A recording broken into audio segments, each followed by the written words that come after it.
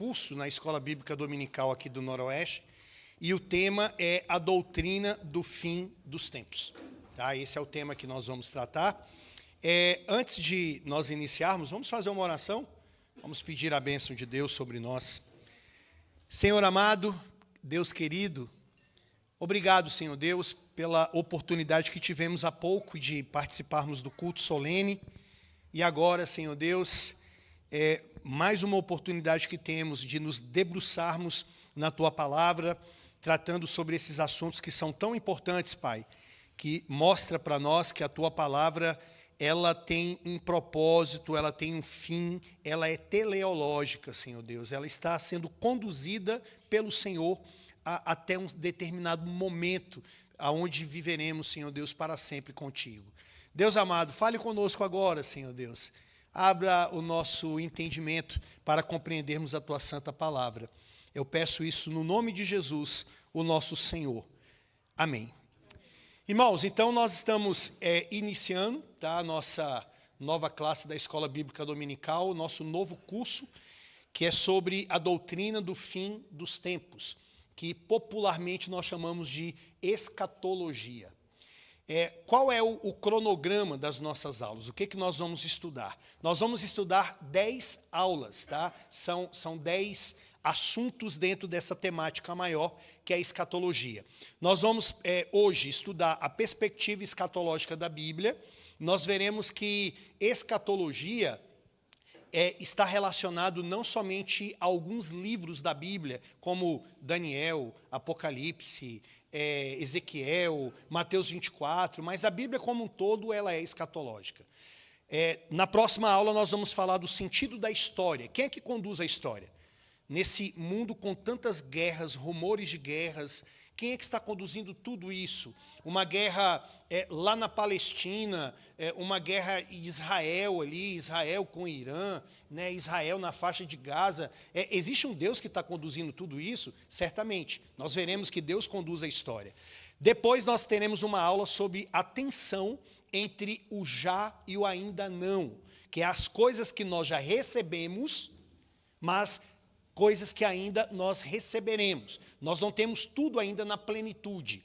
Também teremos uma aula sobre a morte física, o estado intermediário dos mortos. Para onde vão os mortos? Eles estão acordados, eles estão interagindo, ou eles estão numa sonolência, como alguns dizem, né, que é um período ali no qual eles estão dormindo, porque a Bíblia fala que eles dormem, então muitos vão dizer, se a Bíblia fala que muitos dormem, então é dormir literalmente. E nós vamos descobrir isso. O estado intermediário. Nesse momento dessa aula, nós falaremos um pouco também sobre o limbus patrium, sobre o limbus das crianças, segundo a Igreja Católica, sobre o purgatório, sobre o Sheol Hades. Então, muitas coisas nós vamos tratar nessa matéria.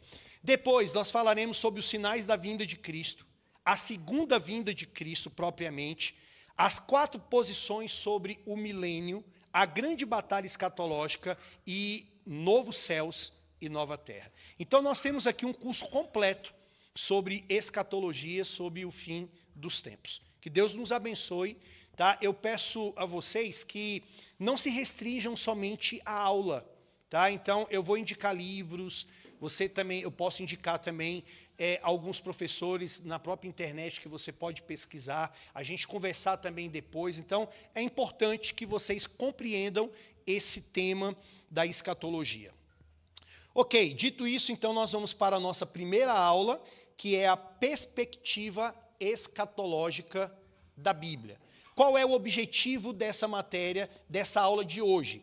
É mostrar para nós que a escatologia permeia toda a Sagrada Escritura. Então, toda a Bíblia, do Gênesis ao Apocalipse, é escatológica, porque ela aponta para o fim, ok? Então, vamos começar com a definição de escatologia. O que significa escatologia? Esse é o tema central do nosso curso, tá? A doutrina do fim dos tempos, que é chamado também de escatologia. Segundo o Dr. William Hendricks, e aqui eu trago uma indicação de um excelente livro, A Vida Futura Segundo a Bíblia, ele diz que o termo escatologia, ele vem de 2 palavras gregas. escatos e logos, ou logia. Tá? Escatos significa última, e logos significa palavra, dissertação, compêndio. A escatologia, ela pode ser compreendida, então, ou seja, a partir da etimologia desses dois vocábulos, como uma dissertação sobre as últimas coisas. Então, escatos significa último, logia, estudo. Então, quando eu uno essas duas palavras gregas, eu tenho o quê? A doutrina das últimas coisas, a doutrina do fim. Por isso que é chamado de escatologia.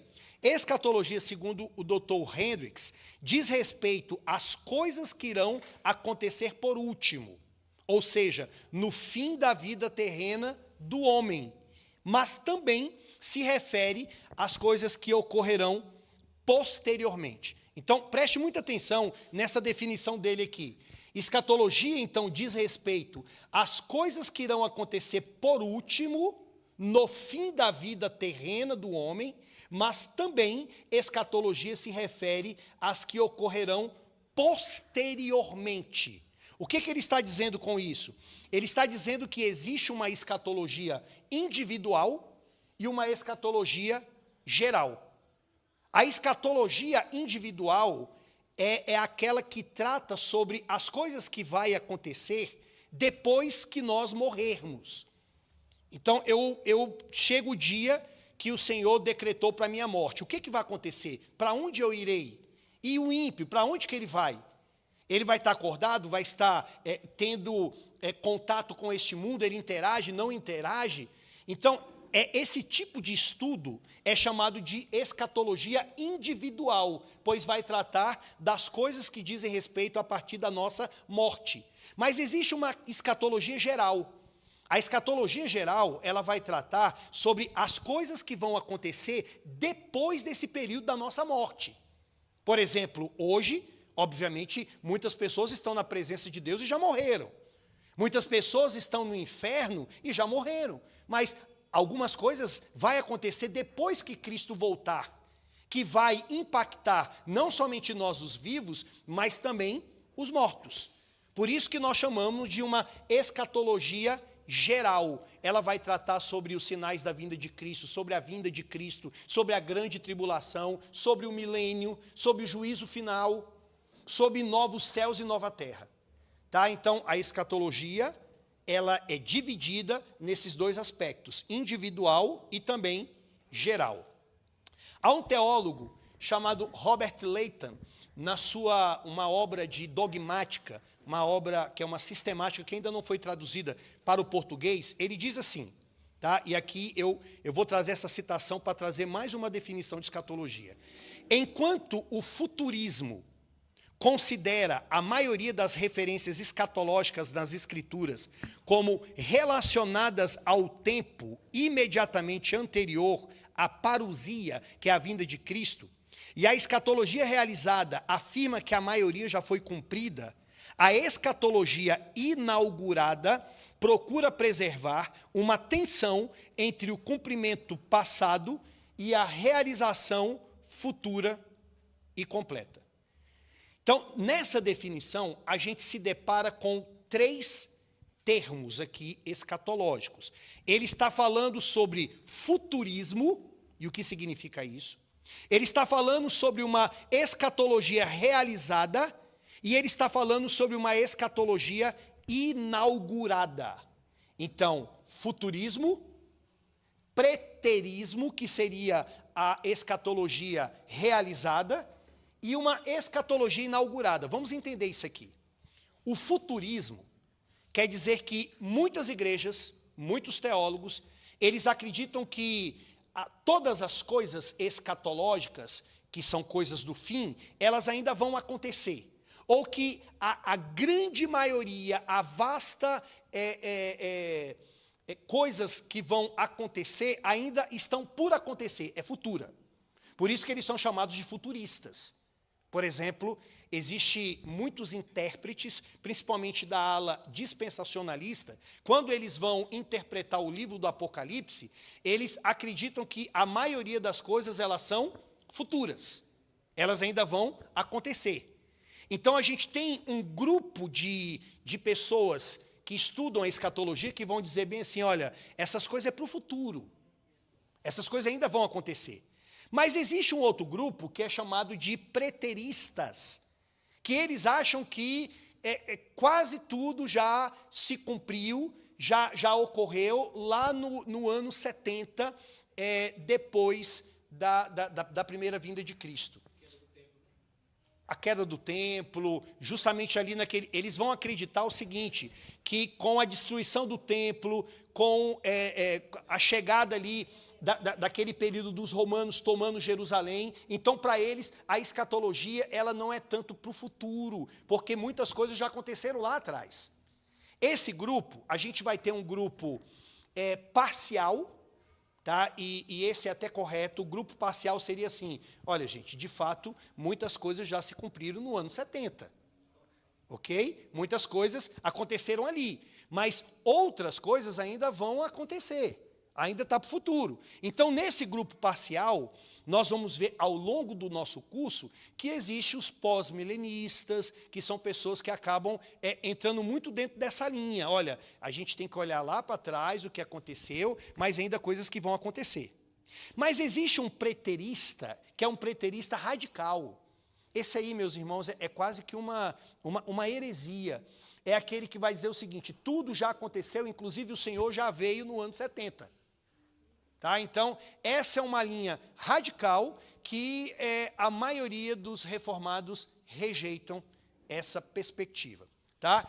Então, futurista, as coisas vão acontecer, muitas coisas lá. Preterista, a maioria já aconteceram. E a escatologia inaugurada, que é o que eu quero apresentar para vocês no curso. O que é a escatologia inaugurada? É aquela que acredita o seguinte, olha, muitas coisas já aconteceram. Muitas coisas já se cumpriram com a primeira vinda de Cristo. Porém, outras tantas ainda vão acontecer. Então, a gente não tem uma escatologia realizada. A gente não tem uma escatologia que tudo já aconteceu. A gente tem uma escatologia que coisas já aconteceram e muitas outras ainda vão acontecer. É aquilo que nós chamamos da tensão entre o já e o ainda não. Já temos a salvação, mas ainda não um corpo glorificado.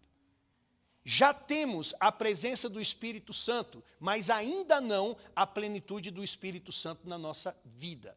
Então, existem coisas que já se cumpriram e coisas que ainda vão se cumprir. O próprio livro do Apocalipse, ele é assim. O Apocalipse, ele não fala só sobre o futuro.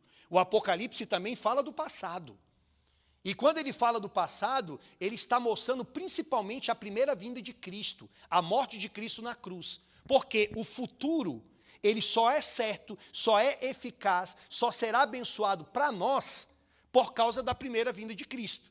Então ele fala tanto do passado, quanto ele fala também do futuro. Ok? Então, eu estou só na introdução, só para mostrar o seguinte. Nós vamos utilizar, então, a escatologia inaugurada. Ela não é plenamente realizada, ela se inaugurou, tá? Muitas coisas já aconteceram. Ainda na introdução, por que nós devemos estudar escatologia? Gente, tem tanto assunto.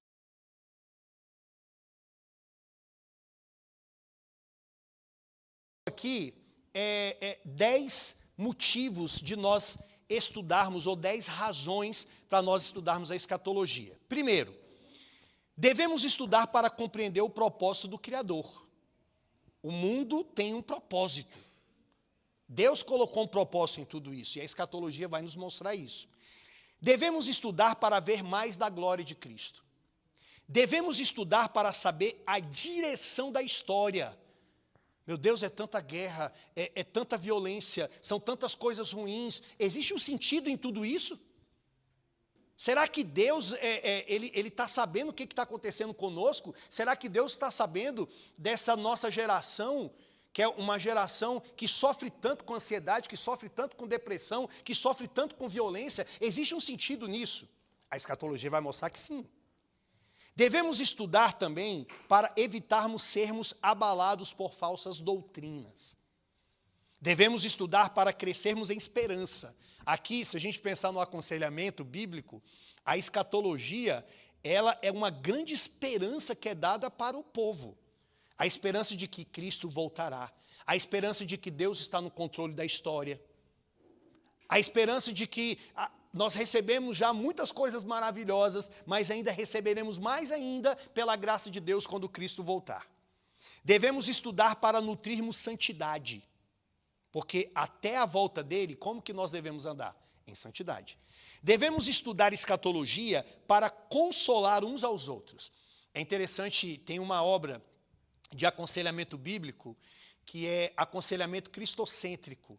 E um dos primeiros capítulos é um capítulo do John Piper, sobre aconselhamento. E ele cita 1 aos Tessalonicenses, capítulo 4, 13 a 18, que é sobre onde estão os mortos e a vinda de Cristo. Ele cita aquela matéria de aconselhamento bíblico da escatologia para trazer consolo. Porque, às vezes, a gente pensa na escatologia como uma coisa assim, isso é divagação, isso é viagem, isso é especulação, mas a escatologia é consolo. Por isso que Paulo diz em 1 aos Tessalonicenses, consolai-vos uns aos outros com estas palavras. Qual palavras que ele cita lá? A vinda de Cristo. Onde estão os mortos, que primeiro virão aqueles que morreram em Cristo, depois os que estão vivos serão arrebatados. Então, a escatologia, a doutrina do fim, ela serve para trazer consolo. Devemos também estudar para orar mais pela volta de Cristo.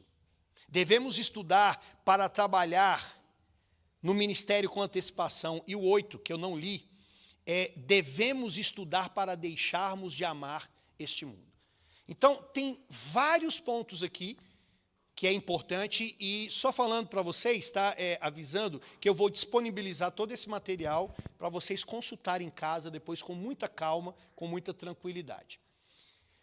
Então, meus irmãos, a escatologia, também dentro dessa introdução, ela é perigosa, se feita das seguintes maneiras.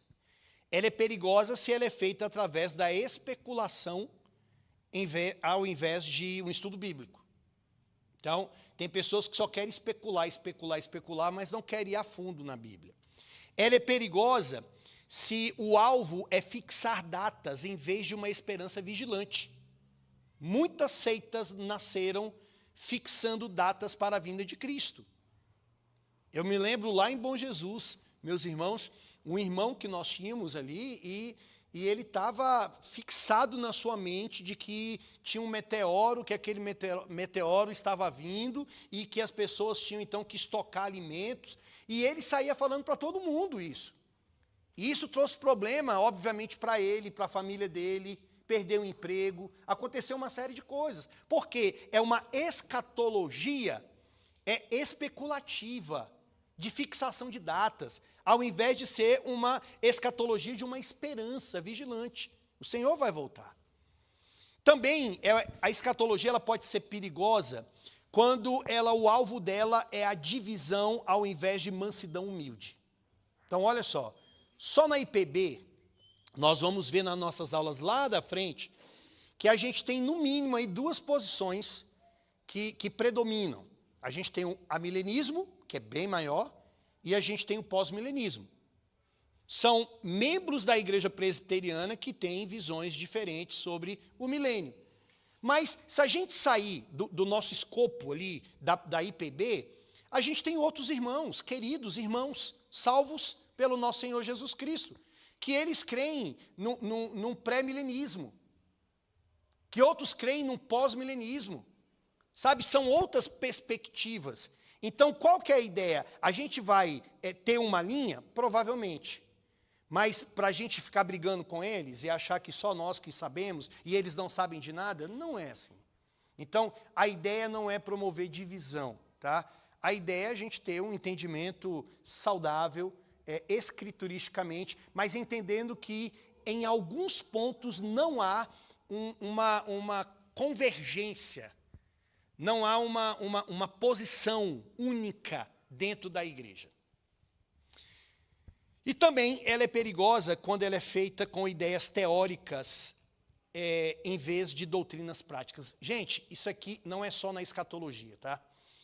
Muito cuidado, muito cuidado. A teologia, ela, na verdade, a gente deve pensar teologicamente, a gente deve ver o mundo e viver no mundo teologicamente. Então, não tem como a gente tirar a teologia da nossa vida. Teologia é a maneira de nós enxergarmos o mundo pela Bíblia. Ponto. Agora, cuidado para que você não somente encha a sua mente de informações e que não haja praticidade. Então, temos que conectar de alguma maneira essas informações, essas doutrinas com a vida prática. Paulo fazia isso. Paulo começou Romanos, meus irmãos, tratando sobre coisas tão profundas. Romanos capítulo 1 até o capítulo 11. Mas depois do 12 em diante, ele tratou sobre coisas práticas. Efésios, a carta que ele escreveu, é a mesma coisa. Do capítulo 1 ao 3, doutrina muito profunda, robusta. Do capítulo 4 em diante, prática.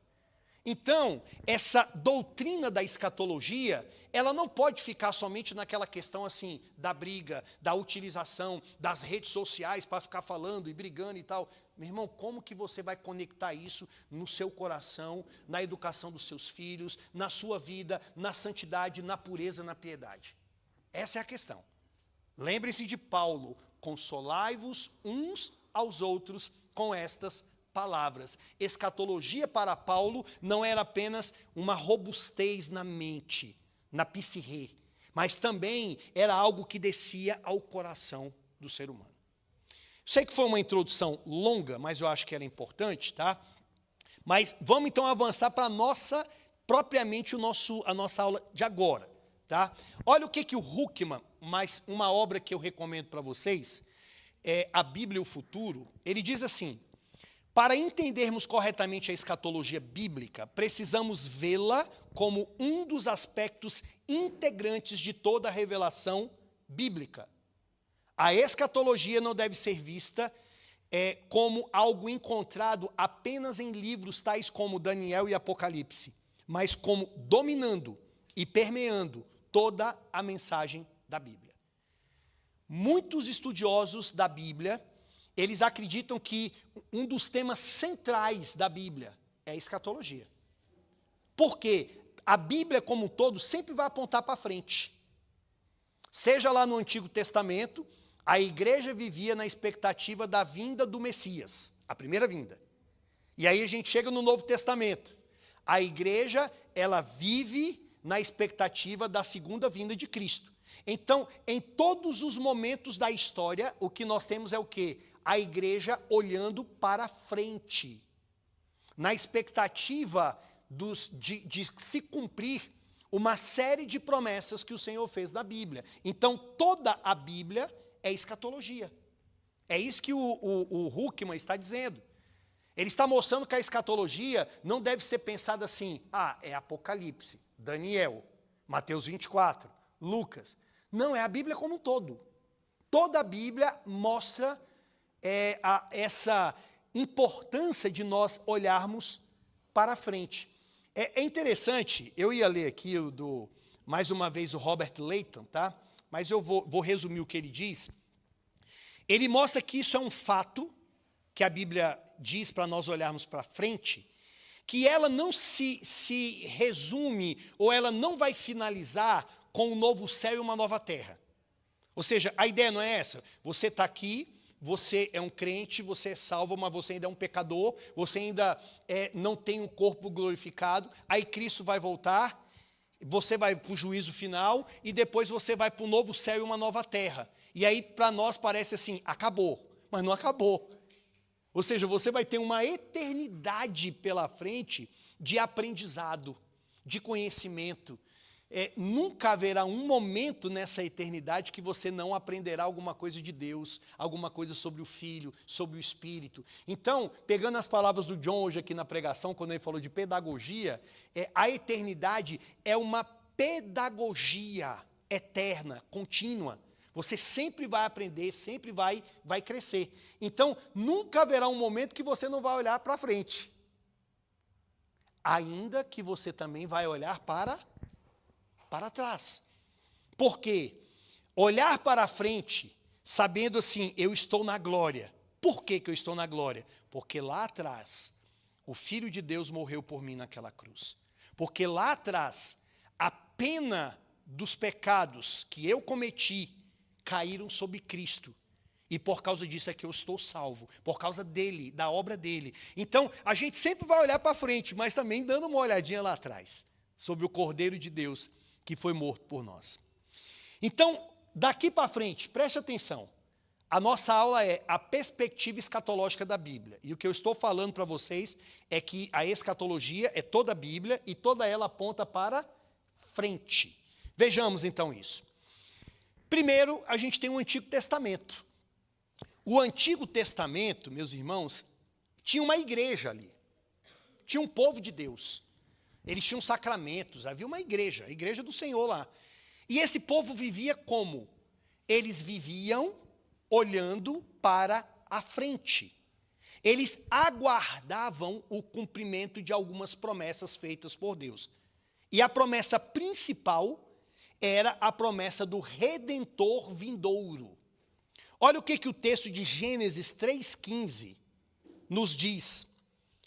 Porém, inimizade entre ti e a mulher, entre a tua descendência e o seu descendente. Este te ferirá a cabeça e tu lhe ferirás o calcanhar. Nós temos aqui o que chamamos de proto-evangelho, ou a primeira, daí vem a ideia de proto, a primeira pregação do evangelho. A primeira pregação do evangelho foi feita pelo próprio Deus. O próprio Deus é o pregador. Diante do caos, diante da queda, o homem pecou, a mulher pecou, Satanás está ali como tentador, o cosmos todo está diante de Deus. Deus poderia ter acabado com todos eles. E ele é soberano para fazer isso. Mas o que Deus fez? Diz a palavra do Senhor que Deus trouxe uma palavra graciosa, o evangelho. Ele prometeu que o filho dele viria e que o filho dele esmagaria a cabeça da serpente, que é a cabeça de Satanás. Ele estava prometendo ali que um dia o filho dele viria e que na cruz do Calvário, o filho dele seria morto pela picada da serpente, mas que a morte dele seria algo triunfante, maravilhoso, pois traria salvação para nós. Foi isso que aconteceu. Agora, preste atenção, a partir do momento que essa promessa foi dada, o povo de Deus lá no Antigo Testamento, eles viviam a normalidade de ser igreja, com seus desafios, seus problemas, seus pecados, suas virtudes, olhando para frente, aguardando esta vinda do Redentor. Então, eu quero chamar a sua atenção para isso. Era uma esperança, olha, o Redentor virá. E esta promessa, meus amados irmãos, ela foi se desdobrando, ela foi ganhando corpo, tá? Ganhando músculos, ganhando estrutura. Até então era o Redentor vindouro virá. Mas quem ele é? Aí a Bíblia começa a falar, olha, ele é o descendente da mulher, Gênesis 3,15. Ele é o descendente de Abraão. Vai afunilando, vai mostrando, olha, ele virá de Abraão. Lembra que a promessa de Abraão era que ele abençoaria todas as famílias da terra e por intermédio dele viria quem? Jesus. Ele é o descendente da tribo de Judá, Gênesis 49:10. Descendente de Davi, segundo Samuel 7, 12, 13. Diz que ele, esse Redentor vindouro, ele teria 3 ministérios. Ele seria um profeta, um sacerdote e um rei. Alguns vão chamar de monos ofício, como sendo um só, que engloba esses 3. Diz também que a vinda dele seria a vinda ao seu povo, que ele sofreria e que ele seria o filho do homem. Então, a gente tem várias facetas de como seria este Redentor vindouro. E isso aqui foi sendo falado ao longo da história. Então, surgia um profeta dizendo, olha, ele vai nascer de uma virgem. Olha, ele vai sofrer, ele vai ser um servo sofredor. Olha, ele vai encarnar como sendo o próprio Deus, ele é o Emanuel, ele é o Deus conosco. E a igreja foi vivendo a sua normalidade de ser igreja, com essa expectativa. Isso é só para mostrar para você o seguinte: o que você vive hoje, e às vezes alguns incrédulos falam bem assim: ah, pastor, vocês falam da vinda de Cristo, mas está demorando para caramba. A minha avó já falava sobre isso, meus amigos já falavam. Será que isso é verdade? Bem, a igreja lá do Antigo Testamento também, de certo que tinham pessoas que duvidavam que ele viria, e ele veio. E ele apareceu. Ok? Então, o que a gente vive hoje, eles viveram lá atrás. Anthony Huckman, ele diz, em resumo, podemos dizer que o crente veterotestamentário, que é um termo para dizer o crente do Antigo Testamento, ele aguardava um redentor de maneiras diversas e pelo sentido de várias figuras que deveria vir em algum tempo futuro, ou nos últimos dias, para usar uma figura de linguagem comum ao Antigo Testamento para redimir o seu povo. Fora isso, o Antigo Testamento, fora isso o quê? Fora esse tema principal, que é a vinda do Redentor, o Antigo Testamento também ele tem uma escatologia bem abrangente. Ele fala sobre reino de Deus, ele fala sobre nova aliança, ele fala sobre restauração de Israel, ele fala sobre o derramamento do Espírito Santo sobre toda a carne, ele fala sobre o dia do Senhor e ele fala sobre novos céus e nova terra. Então, o crente do Antigo Testamento, ele aguardava todas essas coisas. Por exemplo, o reino de Deus. Olha o que Daniel, capítulo 2, 44 e 45 diz. Mas, nos dias destes reis, o Deus do céu suscitará um reino que não será jamais destruído. Este reino não passará a outro povo. Esmiuçará e consumirá todos estes reinos, mas ele mesmo subsistirá para sempre. Como viste que do monte foi cortada uma pedra, sem auxílio de mãos, e ela esmiuçou o ferro, o bronze, o barro, a prata e o ouro. O grande Deus fez saber ao rei o que há de ser futuramente. Certo é o sonho e fiel a sua interpretação. Sabe o que eu acho? Eu fico maravilhado, sabe? Pensando ali no diácono Gustavo, ele é um historiador. E eu acho que você já deve ter se maravilhado com isso, que a Bíblia ela fala da história antes da história ser registrada, antes da história acontecer. A gente tem lá aquela estátua do rei Nabucodonosor, que mostra ali 4 reinos, e mostra ali os medo-persas, mostra os gregos, mostra os romanos, e mostra também, meus amados irmãos, uma pedra que vinha, e aquela pedra iria esmiuçar ou destruir todos esses reinos, que está falando do quê? Do reino de Deus em Cristo Jesus, de um reino futuro. Então, o Antigo Testamento, ele já apontava para essas realidades futuras. Olha, esses reinos vão surgir, vai surgir Nabucodonosor, vai surgir Alexandre o Grande, vai surgir Ciro, mas vai surgir também Jesus Cristo, o Filho de Deus. E ele virá, e a Bíblia já estava falando disso lá atrás. Então, a igreja do Antigo Testamento, eles aguardavam o reino de Deus. O reino de Deus virá. Mas eles aguardavam também uma nova aliança, tá? Eles aguardavam um período em que Deus iria instituir oficialmente esta nova aliança com o seu povo. Olha o que Jeremias diz. Eis aí vem dias, diz o Senhor, em que firmarei nova aliança com a casa de Israel e com a casa de Judá. Não conforme a aliança que fiz com seus pais, no dia em que os tomei pela mão para os tirar da terra do Egito, porquanto eles anularam a minha aliança, não obstante eu os haver desposado, diz o Senhor. Eles aguardavam isso, olha, vem dias em que eu firmarei uma nova aliança. Aí você lembra de Jesus na ceia. Jesus falando do traidor de Judas, mas Jesus falando bem assim, olha, isso aqui é a nova aliança no meu sangue.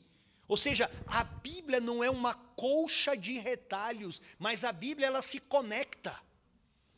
Profecias lá do Antigo Testamento são cumpridas lá no Novo. Isso é maravilhoso, meus amados irmãos, mostrando para nós que a Bíblia que nós temos, que nós lemos, ela é fidedigna, ela é verdadeira e ela é suficiente para nós. Havia também uma promessa de uma restauração de Israel, uma promessa do derramamento do Espírito Santo. Olha Joel capítulo 2, e acontecerá depois, que derramarei o meu Espírito sobre toda a carne. Vossos filhos e vossas filhas profetizarão, vossos velhos sonharão e vossos jovens terão visões. Até sobre os servos e sobre as servas derramarei o meu Espírito, quando? O que está escrito ali? Naqueles dias, que ele começa dizendo depois. Não quer dizer que o Espírito não atuava, agia no Antigo Testamento. O Espírito estava lá. O Espírito dava dons, o Espírito regenerava, o Espírito dava vida, o Espírito trouxe ordem ao caos, o Espírito estava na criação, tá? O Espírito levantava profetas, mas havia uma promessa lá no futuro que haveria um derramamento do Espírito, um grande avivamento. E vocês lembram onde que isso se cumpriu? Atos capítulo 2. Tá? Mas, voltando, vamos pensar aqui nesse momento. A igreja do Antigo Testamento, já se deliciando com a presença do Espírito, já usufruindo da presença do Espírito, mas também eles olhavam para frente. Tinha essa promessa. Às vezes, pode ser que alguns deles nem soubessem assim direito, né? Você imagina ali, a gente vivendo lá naquela época e a gente perguntando, como é que vai ser isso, hein? Porque a gente já tem um Espírito, mas está dizendo que o Espírito virá, né? Que haverá um derramamento do Espírito de Deus sobre toda a carne. A gente tem os profetas hoje, mas está dizendo que naquela época os jovens terão visões, os velhos sonharão, os filhos e filhas vão profetizar. Às vezes eles não sabiam ao certo, com detalhes, como isso aconteceria. Uma outra perspectiva escatológica do Antigo, o dia do Senhor. Ah, meus amigos, aí era um dia pesado. O dia do Senhor é diferente do dia do Senhor de domingo. Não é o Shabá que eu estou me referindo. O dia do Senhor era um dia de prestação de contas, de juízo. O John hoje falou sobre a rebelião de Corá. Então, Deus puniu aquele povo, mas haverá um dia de juízo universal. Um dia que todos nós vamos dobrar os nossos joelhos diante do Senhor. E todos nós teremos que prestar contas a Deus. Haverá esse dia de juízo. Então, o dia do Senhor no Antigo Testamento era um dia que trazia medo a alguns. Olha o que Isaías diz. Eis que vem o dia do Senhor, dia cruel, com ira e ardente furor, para conservar a terra em assolação e dela destruir os pecadores. Porque as estrelas e constelações dos céus não darão a sua luz. O sol, logo ao nascer, se escurecerá, e a lua não fará resplandecer a sua luz. Castigarei o mundo por causa da sua maldade e os perversos por causa da sua iniquidade. Farei cessar a arrogância dos atrevidos e abaterei a soberba dos violentos. O povo do antigo olhava para frente. Um dia isso vai acontecer, mãe. A mãe falando para o filho, olha meu filho, um dia isso vai acontecer. Um dia o Senhor voltará em juízo. E por fim, a última expectativa do Antigo Testamento sobre escatologia era sobre um novo céu e uma nova terra. O Antigo Testamento falava sobre isso. Que lá no futuro, quando ocorresse esse dia do Senhor, haveria o quê? Um novo céu e uma nova terra. Olha o que Isaías diz. Porque como os novos céus e a nova terra que hei de fazer estão diante de mim, diz o Senhor, assim há de estar a vossa posteridade e o vosso nome. Haverá um novo céu e uma nova terra. Então, não digam que escatologia é coisa só de Apocalipse. do Novo Testamento. Lá no Antigo Testamento, o povo tinha essas promessas e viviam olhando para essas promessas. Eles olhavam para o horizonte, eles olhavam para a frente. Então, qual é o resumo da perspectiva escatológica do Antigo Testamento? Vamos ler juntos? Vamos? Primeiro, o Redentor vindouro. Segundo, terceiro, quarto, quinto, sexto, sétimo. Essa era a escatologia deles. Agora, quando que isso iria acontecer, segundo a perspectiva deles? Aconteceriam em algum tempo futuro, denominado de Dia do Senhor. Olha, tudo isso vai acontecer no Dia do Senhor.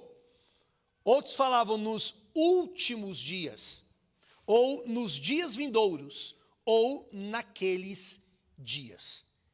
Naqueles dias, essas coisas vão acontecer. No dia vindouro, nos dias vindouros, essas coisas vão acontecer. Nos últimos dias, ou no dia do Senhor. E eles viviam assim. Só que aí nós chegamos no Novo Testamento. E quando nós chegamos no Novo Testamento, olha que interessante. O crente do Novo Testamento, quando ele abre as páginas, ou aqueles que estavam vivendo lá naquela época, ele está consciente do fato de que o grande evento escatológico predito no Antigo Testamento, ele já aconteceu. O grande evento predito lá já aconteceu. Enquanto que, por outro lado, ele percebe que outra significativa série de eventos escatológicos ainda está por vir. Ou seja, quando você abre o Novo Testamento, você descobre bem assim, gente, qual é o grande evento escatológico do Antigo Testamento? Qual é? O grande, o maior de todos. A primeira vinda do Messias. Esse é o primeiro grande. Tá? Ou melhor, é o grande evento. É o grande evento. É a primeira vinda do Messias. Ok? E quando você abre as páginas do Novo Testamento, você descobre o seguinte: este evento se cumpriu. Jesus Cristo veio. Jesus Cristo apareceu. Mas só que você descobre também que não terminou com a vinda dele. Mas, na verdade, é como se fosse aberto uma série de outros eventos escatológicos para o futuro. Agora você descobre assim, ele veio, o Espírito veio, o reino veio, todas essas coisas estão conosco, mas ainda ele vai voltar, outras coisas vão acontecer. Então, é uma escatologia que continua apontando para onde? Para frente. Ela olha para trás e fala bem assim, opa, aquelas coisas que o profeta falou se cumpriram. Sim, mas agora também ela olha para frente, mas outras coisas vão acontecer. Sabe o que é interessante, gente? Preste atenção nisso, atenção. O crente do antigo, o profeta do antigo, ele via todas estas coisas aqui, ó.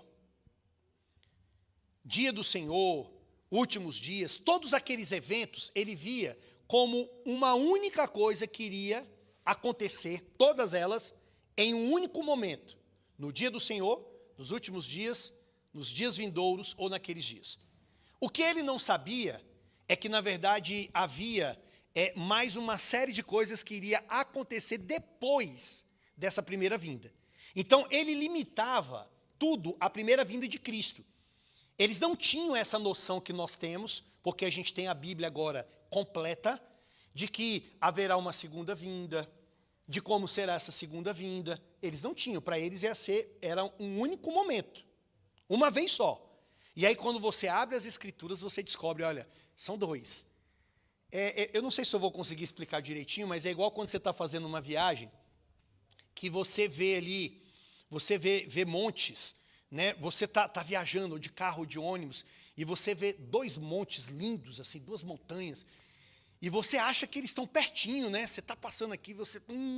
gente, ó, está um ali e está outro aqui, ó, bem assim, ó, bem perto.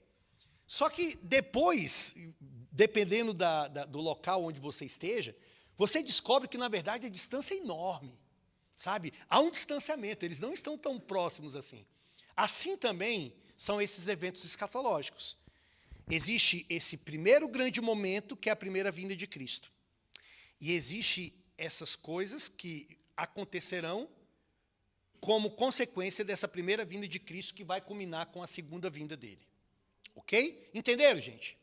Tá? Então, olha só, avançando aqui. O crente do Novo Testamento, ele está consciente do que ele está consciente? Do fato de que o grande evento escatológico predito no Antigo já aconteceu. Ele está ciente disso. Vamos dar uma olhada em alguns textos. Por exemplo, Mateus capítulo 1 diz assim: enquanto ponderava nestas coisas, eis que lhe apareceu em sonho um anjo do Senhor dizendo: José, filho de Davi, não temas receber Maria, tua mulher, porque o que nela foi gerado é do Espírito Santo. Ela dará à luz um filho e lhe porás o nome de Jesus, porque ele salvará o seu povo dos pecados dele. Ora, tudo isto aconteceu para que se cumprisse o que foi dito pelo Senhor por intermédio do profeta.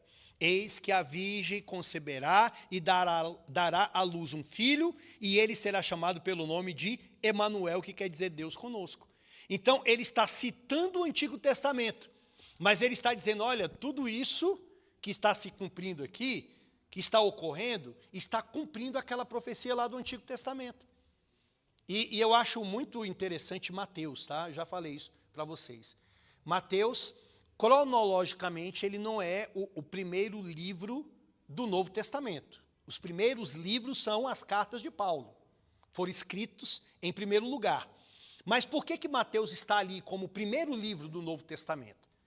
Porque Mateus ele faz uma ponte perfeita entre as profecias do Antigo e o cumprimento no Novo Testamento em Cristo. E Mateus ele está escrevendo para os judeus, e ele é um judeu, Mateus, e falando sobre um judeu chamado Jesus. Ele quer provar para a sua audiência, para o seu auditório, que aquelas profecias, elas se cumpriram em Cristo Jesus.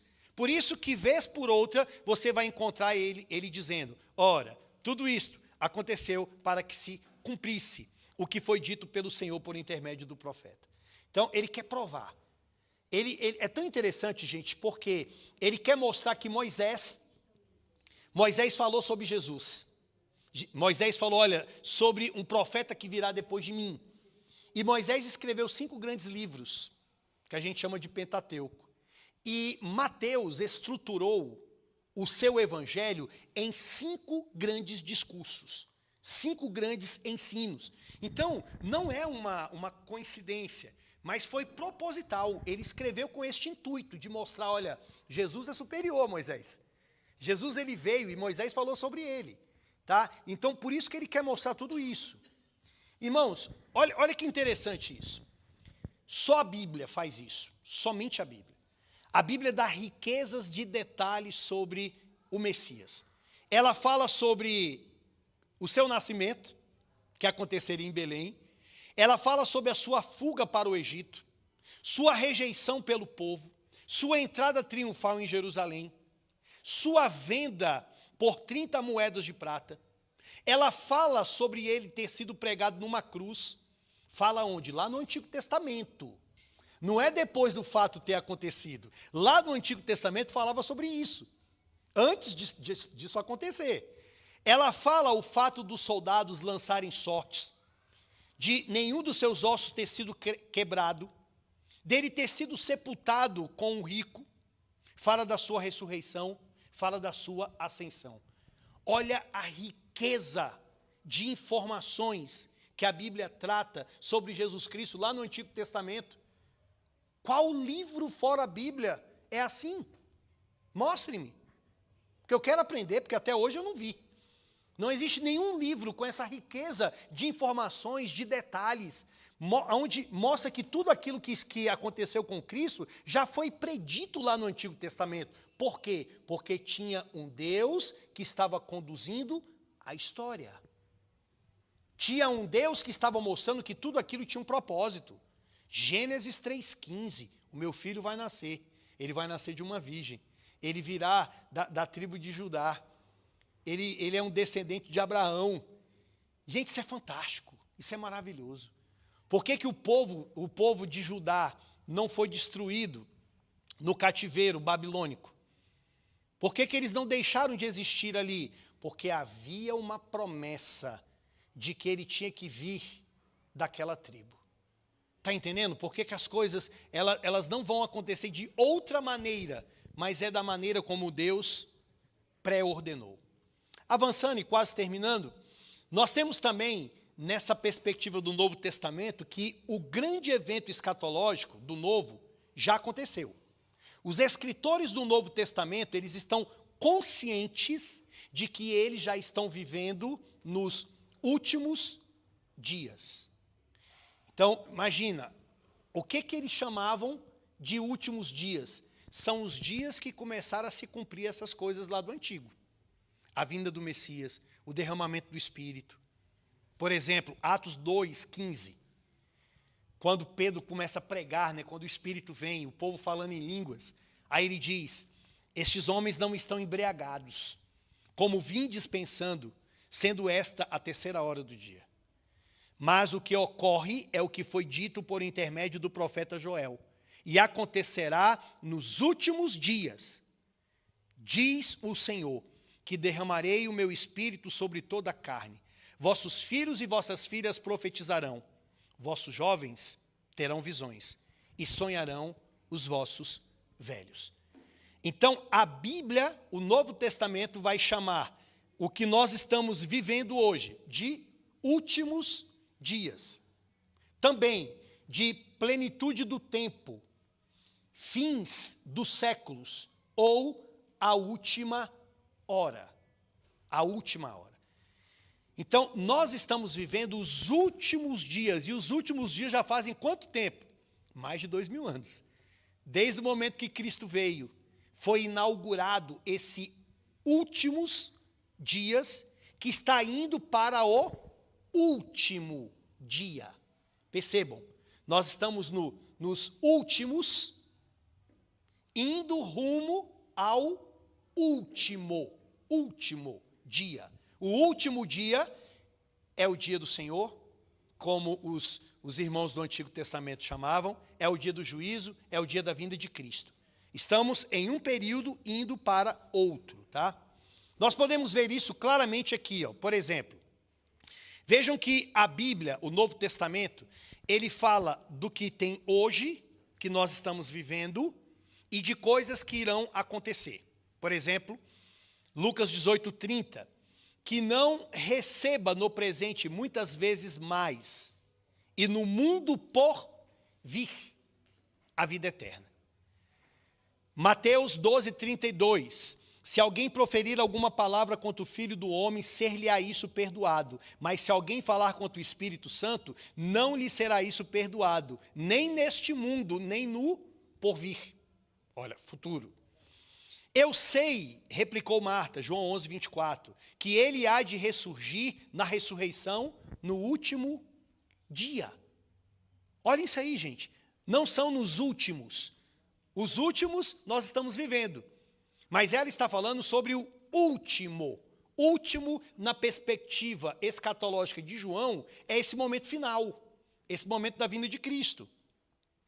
Depois nós temos também João 12:48. Quem me rejeita e não recebe as minhas palavras, tem quem o julgue. A própria palavra que tenho proferido. Essa o julgará no último dia.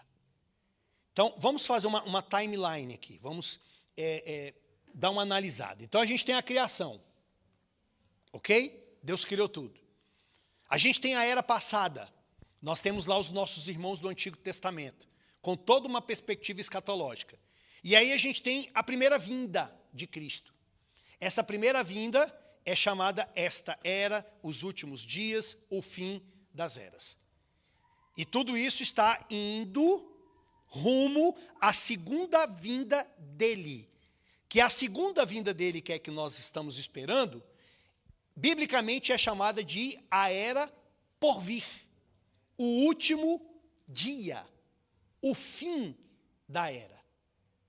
Então, tudo começa lá atrás, lá em Gênesis. Ou se nós voltarmos, tudo começa na mente de Deus.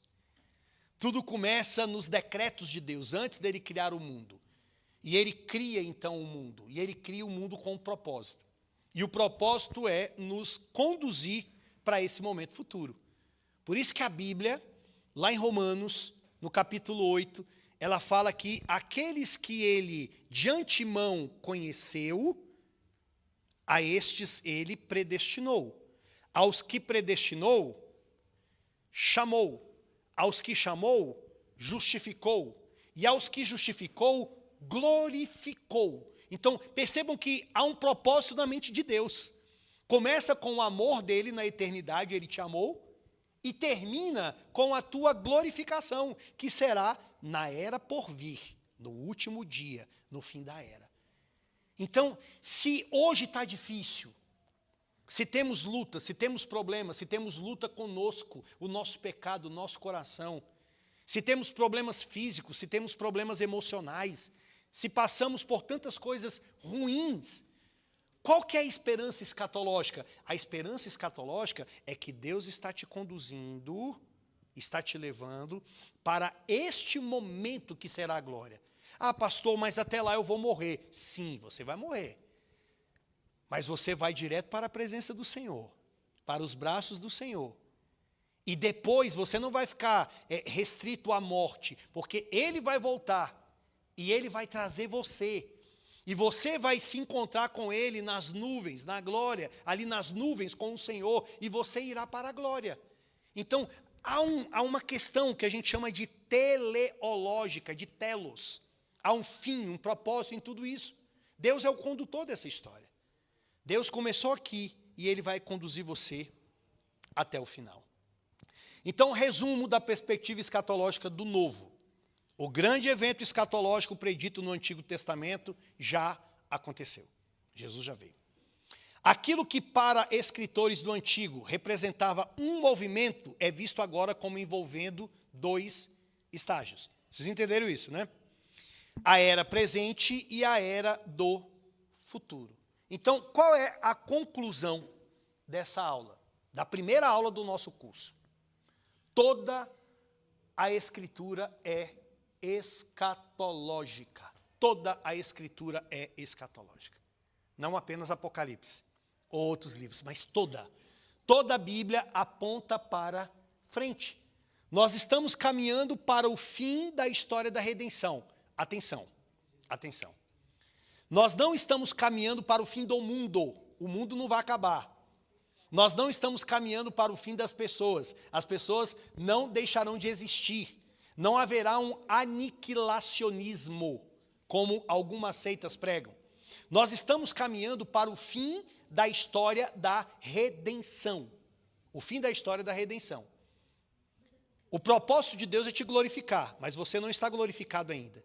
O propósito de Deus é te dar um corpo glorificado, mas você não tem esse corpo ainda. Então, nós estamos caminhando para este fim. Entenderam o que eu falei? Escatologia não é o fim do mundo. Escatologia é o fim da história da redenção. É o fim da história da redenção. Existe até algumas coisas, e aí agora eu vou especular. Tá? Especular. Existe até alguns que dizem... Hã? Então diga. Alguns vão falar bem assim, por exemplo, o Espírito Santo. Eu tive um professor que ele dizia assim, olha, o Espírito Santo, depois da completa redenção da nossa vida, ele não habitará mais em nós, mas nós vamos habitar nele, nós vamos estar com ele. Segundo ele diz assim, qual é o propósito do Espírito estar hoje habitando em nós? É porque há um propósito redentivo. Tá? Eu não sei se a gente pode colocar isso com total certeza, mas o que eu posso dizer para vocês tudo está caminhando para esse momento da redenção completa da sua vida. E para finalizar, meus irmãos, eu sei que o tempo já está, a hora já está avançada, como aplicarmos isso? Tá? Como aplicarmos essa primeira lição de que toda a Bíblia é escatológica? Eu quero terminar com esse texto de Pedro, a segunda carta de Pedro, no capítulo 3, 14 a 18. Ele diz assim: por essa razão, pois, amados, esperando estas coisas. Que coisas? Se você voltar, depois dá uma lida em casa, tá? Volte o capítulo, você vai ver que ele está falando sobre novos céus e nova terra, sobre a vinda de Cristo. É o que eu estou falando aqui. Ok? Então, por essa razão, pois, amados, esperando estas coisas. Como devemos esperar estas coisas? Essas coisas do futuro. Empenhai-vos por serdes achados por ele em paz, sem mácula e irrepreensíveis. E tende por salvação a longanimidade de nosso Senhor, como igualmente o nosso amado irmão Paulo vos escreveu. Agora, olha o versículo 18. Antes, crescei na graça e no conhecimento de nosso Senhor e Salvador Jesus Cristo. O que nós devemos fazer enquanto essas coisas não acontecem? A gente deve se empenhar para sermos já achados em paz, sem mácula, irrepreensíveis. Quer dizer que nós devemos crescer em santidade, em piedade, numa vida diferente. Nós devemos crescer porque nós fomos criados como pessoas responsáveis. Existe um Deus soberano que está conduzindo a história, mas Deus nos criou com capacidade para respondermos os seus ditames, os seus conselhos, a sua vontade. Nós não somos marionetes. Então, nós devemos fazer, realizar, tanto que a Bíblia fala sobre galardões. Galardões tem a ver com o quê? Com a responsabilidade de quem fez aquilo que deveria fazer. Então, até lá, viva em santidade. Até lá, cresça na graça e no conhecimento do nosso Senhor e Salvador Jesus Cristo. Então, não é a questão assim, Jesus vai voltar, eu serei glorificado, vou montar a rede, então eu vou ver o mundo passar. Ou então eu vou viver em pecado, não importa o que eu faça. Não, meu irmão, não é isso. Nós somos chamados, somos instados, somos exortados a vivermos em santidade.